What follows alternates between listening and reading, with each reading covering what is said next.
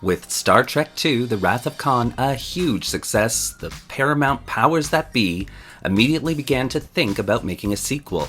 But, in an attempt to make this film great, Paramount would step outside the box and choose an unlikely candidate to head up the project.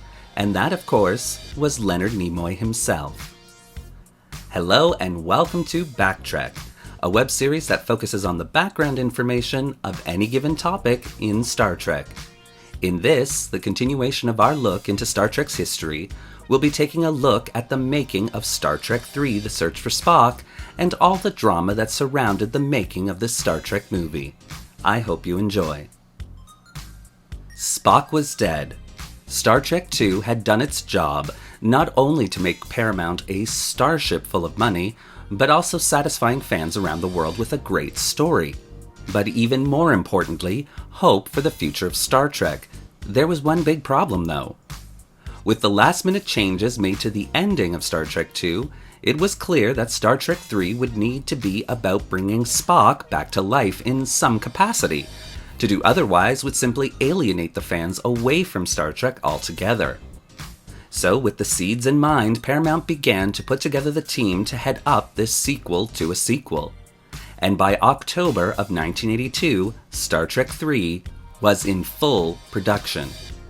Right off the bat, Harve Bennett's return was at the top of their list.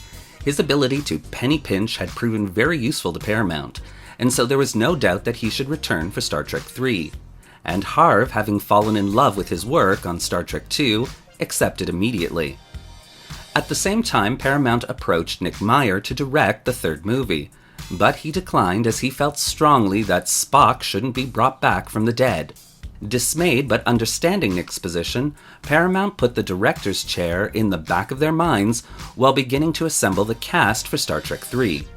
They approached 6 of the 7 original cast, asking them to be involved in the new film, and thanks to the great experience they had on making Star Trek II, they all agreed. Paramount felt the 7th cast member, Leonard Nimoy, would require some special attention to return to Star Trek. But if Nimoy refused, they felt they could simply recruit a younger actor to play Kid Spock on screen. It wouldn't be a perfect solution, but if done right, they may be able to pull it off. During the filming of Star Trek II: The Wrath of Khan, Nimoy himself had a great time, something which had privately made him regret the idea of killing off his character. And after seeing Star Trek II: The Wrath of Khan, Leonard was blown away by just how good the film had actually been. It was actually a masterpiece, and this compounded his feelings of regret over Spock's death. So, when he realized there would be a third film, he had accepted that he wouldn't return, but was secretly hoping Paramount would in fact approach him to be in Star Trek once again. He was elated when Paramount began the courting process with him. But the ever-shrewd actor, having learned his lessons from previous dealings with Paramount, took an ambivalent approach with the studio, not wanting to seem too eager over it. Setting up a meeting with one of Star Trek III's executive producers, Leonard, while reading a review for Star Trek II in the waiting room, came up with the idea of directing Star Trek III. One of the problems for Nimoy had always been his typecasting in relation to Star Trek. So this idea was perfect for him, as if he directed a great film, or even a good film, it would open a whole new world of possibilities for the actor. Heading into the meeting, he thought they'd probably refuse that particular request, but he made it anyhow. And the exec said, "Oh, that's a great idea," and the meeting was ended. Nimoy thought he had blown it, but a little while later another meeting was set up, but this time with Michael Eisner, who had fallen in love with the idea. "That's perfect," Eisner said. "Leonard Nimoy directs The Search for Spock. Marketing will love that." And with that, Leonard Nimoy was hired on to direct the third Star Trek feature film. Getting down to work with Harve Bennett, almost immediately the two men agreed that this movie would follow almost directly the events of Star Trek II: The Wrath of Khan. But how exactly to bring Spock back without it seeming hokey or unbelievable? They already had 2 starting points. First being the remember scene with Dr. McCoy. Taking a deep breath and analyzing exactly what that scene meant, The two men came up with the idea that the meld would have basically deposited Spock's soul, his Katra, into McCoy. And the second starting point, Spock's coffin on the Genesis planet, basically wrote itself. If McCoy has Spock's soul, then the coffin has Spock's rejuvenated but mindless body. These two elements must be brought together, and that would be the focus for The Search for Spock. It should also be noted that, though a clever title, The Search for Spock is nothing of the sort. After all, the crew pretty quickly know where both Spock's body and mind are, kind of defeating the search part altogether. So with these two starting points thoroughly ingrained in the two men's minds, they began to throw together story outline after story outline until both men were satisfied with what was being created. Then Harve Bennett set out to write the first draft of the script, which he called Return to Genesis, and quickly realized just how easy it was going to be, often stating that the movie practically wrote itself. And after 6 weeks of work, the script for Star Trek III was ready for the actors to take a look at. Sure that they'd all love what he had created, Harve had the Search for Spock scripts delivered to each of the actors, but was shocked to find that one actor didn't like it at all, William Shatner. Shatner knew that the third movie would have to be about Spock and Spock's return to the living. Reading the script, he thought certain plot elements were wonderful. The death of his son, the Enterprise's destruction, and the over-the-top Klingon commander, all great plot points. But he had some serious problems with how the crew were getting to find Spock in the first place. This version of the script basically had the intrepid crew of the Starship Enterprise stumbling onto Spock through a series of unrelated and plot-contrived conveniences. And this bothered Shatner greatly. After all, if it's going to be called The Search for Spock, shouldn't the crew actually be searching for Spock? The lack of forward plot thrust reminded Shatner of all the misadventures he had had on Star Trek the Motion Picture, and he wasn't willing to go through that again. Requesting a meeting with Harve and Leonard, Shatner laid out his problems with the storyline on the table for the two men. Going through the script scene by scene, Shatner was able to air his grievances, and all three men debated all these separate plot points, agreeing that some of them needed to be changed in order to make the movie better. This approach pleased Shatner to no end, and the new script was indeed bigger and better than the original had been. Once again, Gene Roddenberry would become a thorn in Harve and now Nimoy's side. Still in his basically ceremonial role of executive producer of the film, Gene would write furious memo after furious memo to Harve and Nimoy, this time angered the most by the fact the two men had intended to destroy the Enterprise. You see, not only was Roddenberry frustrated by the lack of any true power over what he considered to be his baby, but he also felt the destruction of the Enterprise was an attempt by Harve Bennett to adopt Gene's baby and make Star Trek his own. Gene envisioned that if this movie was successful, that there would be a fourth installment to the franchise. And since the Enterprise had been destroyed, the crew of the late Starship Enterprise would need a new ship to explore strange new worlds in. Further horrifying Gene was the inclusion of a new starship, a highly advanced and experimental ship, the USS Excelsior, a Harve Bennett creation. And so, with these 2 points in Gene's mind, it became crystal clear that Harve would end up putting the crew onto the USS Excelsior in Star Trek IV, taking away one more element of the franchise that Gene had claimed ownership of. In order to try to regain some control over the situation, Gene once again proposed to Paramount that they should dump Harve Bennett's script in favor of his time travel Spock killing JFK storyline. Paramount was not amused.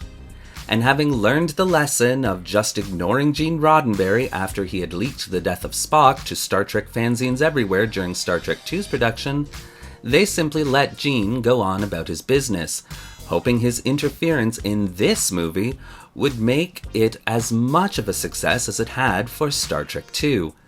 Roddenberry would in fact leak the destruction of the Enterprise to fanzines once again, but this time Paramount just smiled and nodded their head in approval.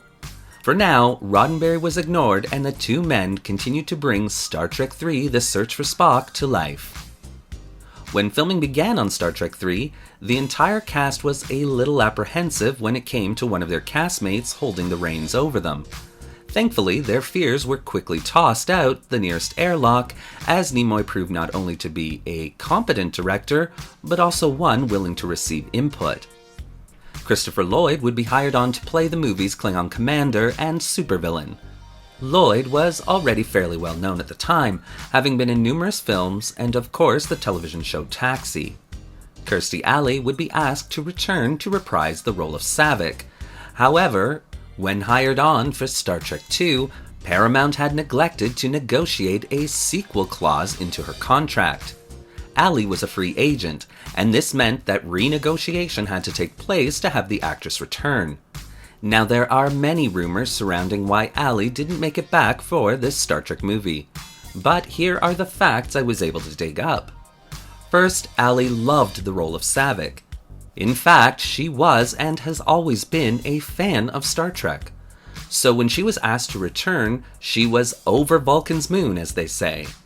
Leaving the negotiations in the hands of her agent, said agent requested a massive salary increase for the actress to appear as Saavik for the new film. And due to the financial restraints given by Paramount for this film, Bennett and Nimoy were forced to decline that increase. Alley, however, was told by her agent that they had offered her less money to be in Star Trek III than she had received for Star Trek II, something that both Harve and Leonard have always denied. Whatever the reason, negotiations fell through, and as a result, Nimoy and Bennett were forced to hire a new actress to play the role, Robin Curtis. The differences between Kirstie Saavik and Robin Saavik are like night and day, and many fans attribute these changes to Curtis herself not preparing properly for the role, but this is not the case at all. When hired on, Nimoy made the conscious decision to have the character played differently. He told the actress about what it was to be Vulcan, and swore her to not study Star Trek II for the role. In this instance, however, Nimoy was wrong. His inexperience as a director at this time shines through. By not studying the previous Saavik, Curtis's version fails to compare to Alley's in far too many ways, and fans often hail her portrayal of the character as one of the downfalls of this movie. However, if they had simply made it a separate new Vulcan role, fans most likely would have had no problem with the performance at all. But Nimoy had forgotten human and Star Trek fans' nature on this aspect, that no matter what, since they were supposed to be the same character, the audience would compare them. It's an unfortunate truth, but an obvious one. Filming went fairly smoothly on the picture, but there were two potential disasters still left for this production. First was in regards to the final fight scene. As planned, it would have been far more spectacular, really having the planet fall apart as Kirk and Krug battle. However, when filming began on it, the jutting rocks simply didn't jut as powerfully as intended, making the scene look more like a farce than anything else. Jumping into action, however, Shatner would come up with a hand-to-hand fight with Christopher Lloyd, and the two men would go about the battle Gorn style. The other potential disaster was far more serious.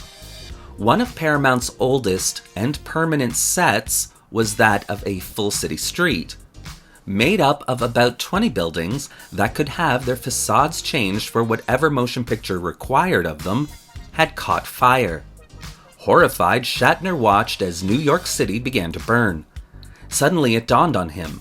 The stage where they were filming the final scenes for Star Trek III: The Search for Spock was directly behind this burning city, and it too had caught fire.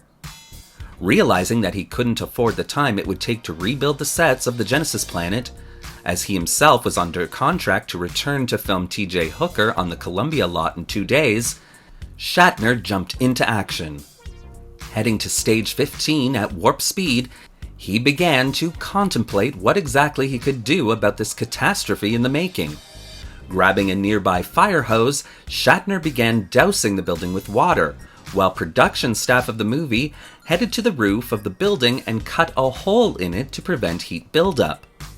This courageous effort on Shatner's part not only saved Stage 15, But after the production staff spent all night drying and repairing any damage to the Genesis planet set, allowed filming to continue the next day as had been previously planned.